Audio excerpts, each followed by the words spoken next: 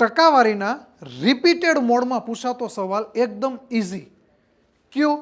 આ લેખો કે જો એક્સના 15% એ વાયના 20% હોય તો એક્સ રેશિયો વાય કેટલા થાય? હવે આના માટે શું કરવાનું? પહેલી વસ્તુ કે આમાં એક્સની કિંમત પૂછી તો એક્સની સામે કોણ છે 20, અહીંયા 20 કરો. વાયની સામે કોણ છે આંકડો 15, અહીંયા 15 કરો. અને 5 થી ઉડાડો તો 4 અને 5 થી ઉડાડો તો 3. જવાબ આવે 4:3. પણ કદાચ તમારે આને ડિટેલમાં સમજવું હોય તો હું તમને સમજાવું કે એક્સ એટલે એક્સ, ના એટલે ગુણાકાર, 15 એટલે 15, ટકા એટલે છેદમાં 100. એના બરાબર વાય એટલે વાય, ગુણ્યા ના એટલે ગુણ્યા, 20 એટલે 20, ના છેદમાં 100. હવે અહીંયાથી 100 કેન્સલ, અહીંયાથી 5 ઉડે તો 3 આવે, અહીંયાથી 5 ઉડે તો 4 આવે.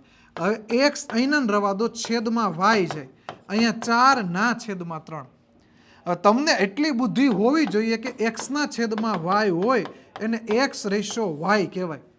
તો આ એક્સના છેદમાં વાય એને એક્સ રેશિયો વાય કહેવાય, તો આને 4:3 કહેવાય. જવાબ કેટલો આવે? 4:3.